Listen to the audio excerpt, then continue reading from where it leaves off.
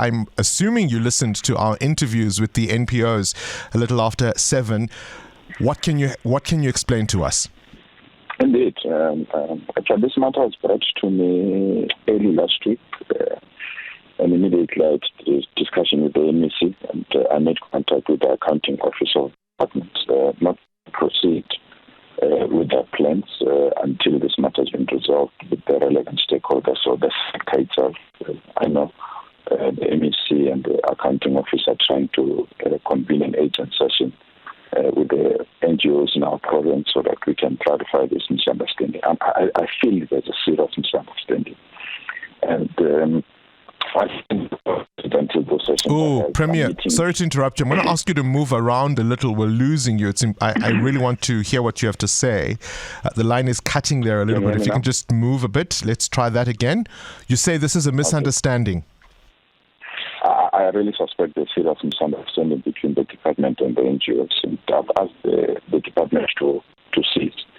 It's not with any cuts or any arrangements that will upset this important sector.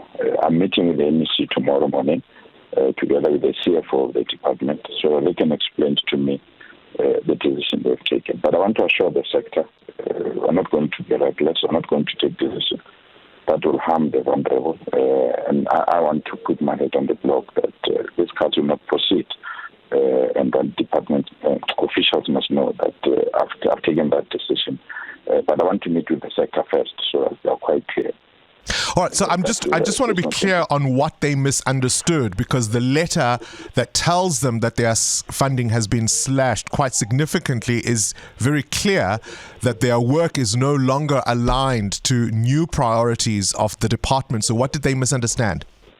They misunderstood. If you check the state of the province that I delivered, I explicitly indicated that we want to take audits of all the NGOs and the work they do in our province. So we never said you need to cut budgets. And that's an area that I'm very worried, because the audit was going to give us an idea that the investment we're putting in the sector, which is almost 2.3 billion, is an investment that can assist the weak and the vulnerable and those that are poor.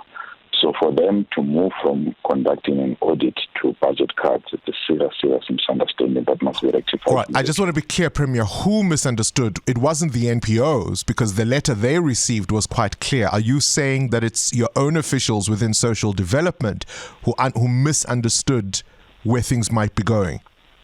I suspect so. I suspect it's the department, but I further suspect it's the NGOs as well, because we needed to conduct an audit with them, and we needed to have a session with them so that this can be explained properly.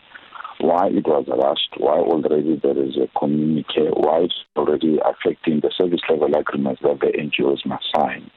I must be honest, takes me aback, and I'm not comfortable with that approach. Hence, I've requested an agent session with the MEC tomorrow morning together with the financial leadership of the department so that this matter can be clarified. I'm of the strong view that the work that is done by the NGO is brilliant work, need to be appreciated and be supported rather than supported. I'm still struggling to understand what they misunderstood, because obviously, as you say, the process is quite clear. They go through this every year. When they were due to sign those service level agreements, this is what they were told. The amounts were calculated. They know the percentage that has been slashed. I'm struggling to understand what they misunderstood, Premier. And that's the reason why we have to meet with the sector and also meet with the department and the leadership of the department so that we can understand, we can deal with this misunderstanding. Let me tell you 3 1 that you've quoted. For example, you said, or the NGOs or the department claims that the reason why they're going to be this cut is because we have to deal with school uniforms. That school uniform is a national allocation. It has nothing to do with us. Why will people cite that allocation as an allocation that needs NGOs to be cut? Secondly, our investment in fighting Nyaobe or assisting drug addicts or those that are victims of drugs, it has nothing to do with budget cuts. We've put an allocation on our own as a department. Why so those allocations don't come from the same funding these NPOs would have received otherwise? Completely. They don't come from that allocation, and therefore why is in a letter to say the reason of this cut is because either the Premier or the department is prioritizing the fight against narcotics. It's a serious misrepresentation not only of our budget, but also for our mission to assist NGOs. So this sector is a crucial sector. I grew within the sector. I'm what I am because of that sector. I work within that sector. And I'll be the last person to temper or harm that particular sector. And that's the reason why I've asked the MEC to meet with me tomorrow morning so that we can rectify this misnomer. We don't need this, and we can't afford it. And I'm really going to not allow it to proceed if it does the way the department has to proceed. But leave it with us. I'm meeting with the MEC and the CFO of the department tomorrow morning and later. Look, Premier, what we can both be in agreement about is the importance of the work these NPOs are doing, particularly, of course, the vulnerability of those to whom they provide services. On that we can agree, because what we really do not want is another Life Esidimeni on our hands. Surely lessons have been learned from that. Definitely, and I'm hurt and disappointed that the weak must justify their existence. The poor must justify why they must be supported. And those that are giving us support, volunteering their times, they have to be at pain or panic or have anxiety because the department is not clear. So I want to clarify that. I hate uncertainty. I hate where people that are assisting government must go through pain.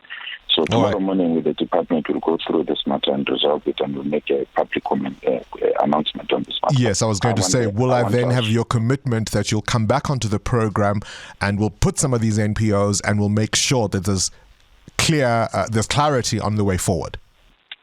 Definitely, and I want to assure the NPOs, go on with your work, we appreciate your work, and be assured of your support, and don't even panic and inch on this matter. All right, Gauteng Premier Panyaza Lesufi, I really appreciate you calling and clarifying that.